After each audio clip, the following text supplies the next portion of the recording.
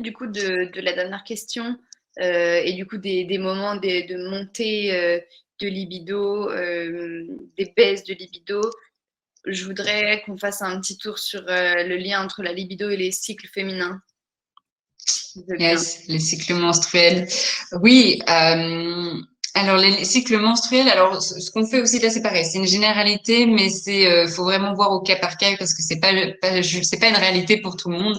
Mais souvent, ce qu'on va entendre, c'est au moment de l'ovulation, là, voilà, il y a la libido qui monte, ça fait un pic parce qu'il y a un pic d'ostrogène et donc il y a aussi une lubrification vaginale qui est plus importante. On se sent bien généralement et donc quand on se sent bien dans son corps, quand on a envie de plaire et donc on est peut-être plus disponible sexuellement. Et On peut puis on se va voir aussi, reproduire. on veut se reproduire. La nature a bien fait les choses en période fertile. Et puis ensuite, au moment des règles, là il va y avoir une montée de progestérone. Juste avant les règles, une montée de progestérone.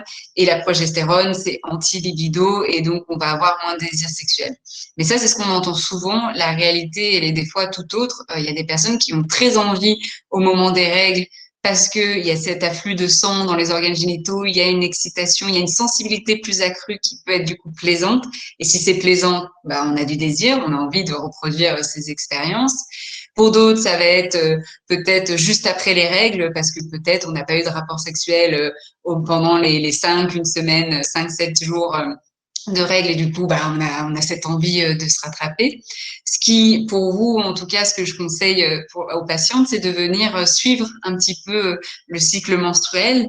Alors, il y a des cahiers qui existent. Voilà, moi, j'ai ce cahier un petit peu de Woo Moon, mais alors, ce que je vous montre, c'est genre des cadrans.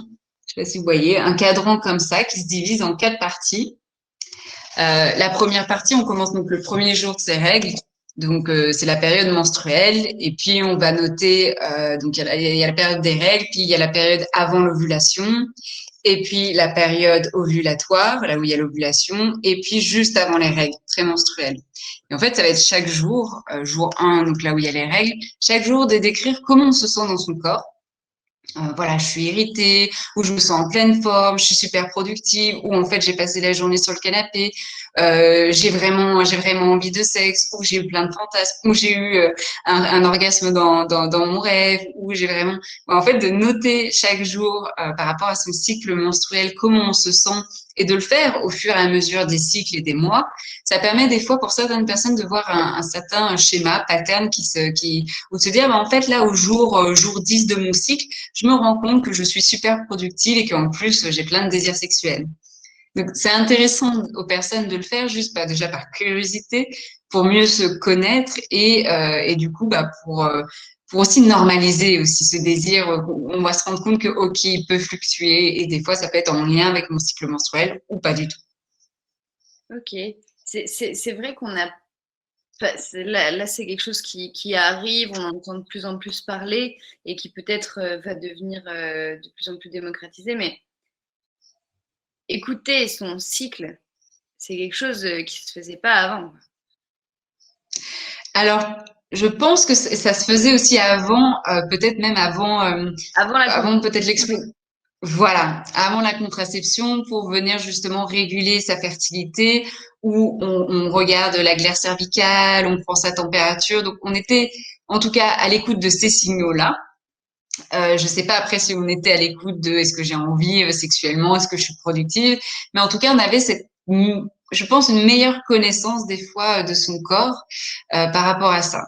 Donc là, il y a des personnes qui maintenant se remettent aussi à toutes des contraceptions naturelles comme la symptothermie où c'est justement contrôler sa fertilité par la glaire, la température au quotidien, qui du coup réapprennent à se connaître et à voilà, découvrir leur corps aussi sous un autre angle.